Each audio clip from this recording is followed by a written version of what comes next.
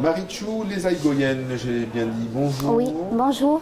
Alors on va parler, pas basque, parce que vous comprenez bien que c'est compliqué, mais presque, puisqu'on va parler de Tuikte Euskara, Oui. qui est, vous allez nous l'expliquer, donc vous êtes professeur des écoles à l'école Stella Maris, et vous avez découvert il y a quelques temps La Tuikte. la Tuikte, et du coup vous avez eu une super idée.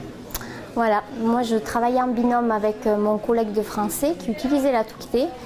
Et quand je voyais mes élèves, puisqu'on les avait en commun, qui analysaient les erreurs avec des hashtags, ah oui ça c'est hashtag accord sujet verbe, je trouvais ça super. Donc du coup, je me suis dit pourquoi pas l'adapter en basque. Et Fabien Aubar, qui est le papa de la Tuikte, nous avons eu la chance de le rencontrer avec Mathieu, mon binôme, lors d'un EIDOS.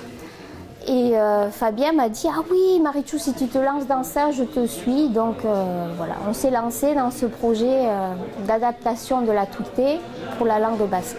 Alors vous êtes dans une classe bilingue, hein, on va le rappeler, donc la Tuikte en basque, c'est un des outils ou c'est le corps du sujet? Comment c'est dans votre classe?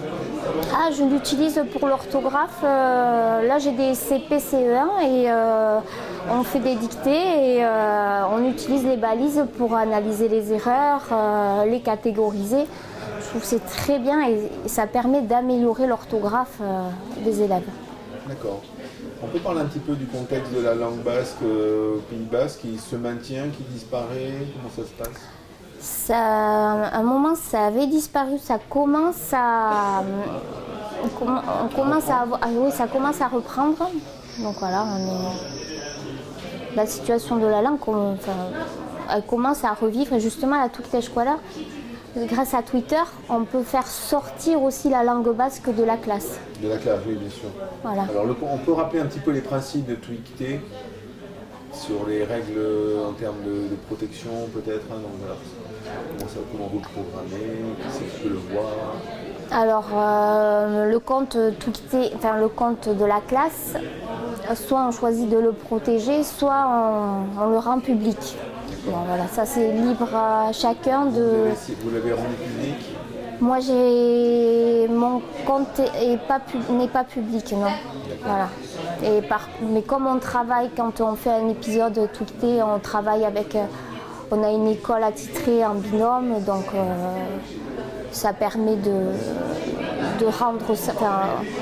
On travaille en collaboration avec une autre école. Donc les élèves voient qu'il y a d'autres enfants qui parlent le basque aussi.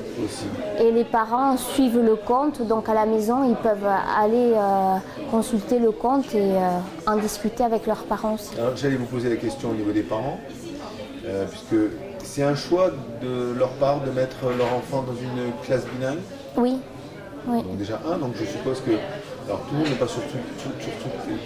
Non. Hein, bon, ça c'est sûr que Twitter, bon, quand même, il y a beaucoup d'enseignants qui utilisent Twitter, mais tous les gens n'utilisent pas Twitter. Mais est-ce que vous avez des parents qui sont venus vous voir et dire « Ah, mais je vous ai vu, c'est intéressant, etc. » Vous avez expliqué un peu la démarche? Alors moi j'en parle à ma réunion de rentrée. Je leur dis que j'ai un compte Twitter et que... tout ce qui se passe en classe, un spectacle ou on prend une photo et les enfants, du coup, les gens de cette photo. Et on le tweet. Comme ça, ça permet aussi de faire le lien entre l'école et la maison. Donc on le hashtag en basque. Voilà, c'est ça. J'ai tout compris. Mais après, pour les parents, comme les parents ne sont pas bascophones pour la plupart, j'ai un compte perso. Qu'ils suivent aussi pour du coup je retweet le tweet qui est écrit en basque et je le traduis en français. C'est gentil pour eux. Voilà. C'est bien. Vous avez commencé il y a combien de temps? Donc du coup il y a un an? Sur la Tuikte Escola, oui. Il y a 3 ans. 3 ans. Donc vous avez 3 ans de recul. Au bout de 3 ans, qu'est-ce que vous en concluez? Quelque chose? Vous êtes motivé toujours? Ah, moi je suis toujours motivée. Là maintenant, il faut motiver les collègues. Ça, c'était la question après. C'est ça. Donc est-ce qu'il y a des gens qui essaient de vous suivre, qui essaient de s'y mettre aussi? Déjà, on a le centre pédagogique ICACH qui nous suit. Donc voilà, qui va participer à la création des outils. Parce que moi, j'ai commencé à créer des outils avec mes élèves. car jusqu'à l'année dernière, j'avais une classe de cycle 3. Donc avec eux, j'ai analysé leur production d'écrit et on a créé les valises.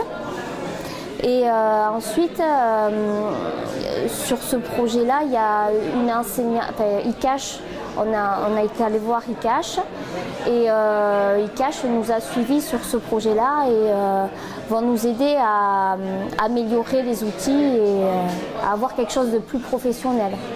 D'accord. Et point de vue didactique. Ensuite, il y a aussi, on a mis en place une tutte-scuola un peu buissonnière avec deux enseignantes qui se sont lancées. On a fait un essai l'année dernière au mois de juin. D'accord.